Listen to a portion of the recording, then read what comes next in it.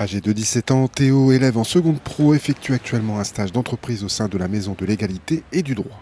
L'objectif de Théo, passer un diplôme supérieur en relations clientèle. J'ai travaillé sur ordinateur, sur les tableaux Excel que je ne savais pas faire avant, sur accueillir des gens qui avaient des problèmes dans le juridique.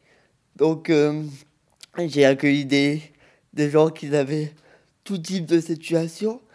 Et aujourd'hui, ça m'a permis de voir que voilà, la vie n'est pas toujours facile, malgré que nous, en tant que personnes handicapées, on peut se plaindre parce que voilà, on a une vie dure, mais les gens qui ne sont pas, eux non plus handicapés, ont aussi une vie pas simple. Et ça m'a permis de voir ça. Et puis aussi, je faisais de l'accueil, donc on pouvait orienter les gens là où ils avaient besoin d'aller. La Maison de l'égalité et du droit, c'est un endroit très formateur pour nos stagiaires.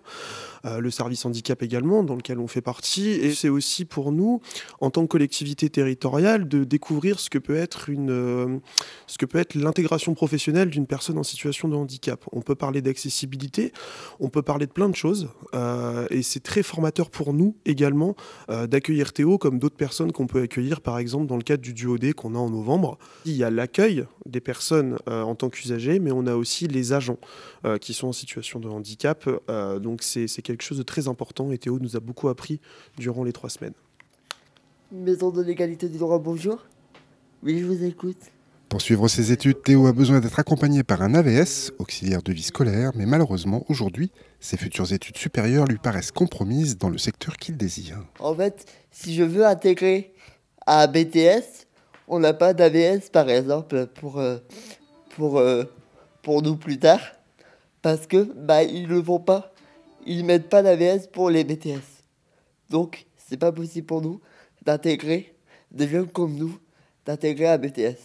Théo fait preuve d'abnégation, il sait qu'il lui reste 2 ans pour trouver une solution et reste motivé malgré un léger sentiment d'injustice. Le fait d'assumer son handicap, le fait de montrer que c'est pas parce que tu es différent que ça doit te poser des problématiques, que ça doit te freiner dans ce que tu veux faire et aller au bout de ce que tu veux faire. Pour moi, c'est ça aujourd'hui, c'est de montrer que je veux aller au bout de ce que je veux faire et qu'on n'a pas de frein à me mettre en particulier. Près de 40 000 étudiants en situation de handicap sont recensés dans les établissements d'enseignement supérieur public chaque année et malgré un réel progrès dans l'intégration et l'aide aux hautes études pour ces personnes, il semble rester quelques secteurs professionnels interdits aux personnes en situation de handicap.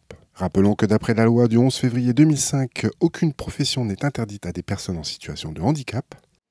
La pratique est en fait plus nuancée. Oui, que c'est l'association Papa, Maman et moi. Oui, je vous laisse pas sortir celle d'attente. D'accord, merci bien. Au revoir.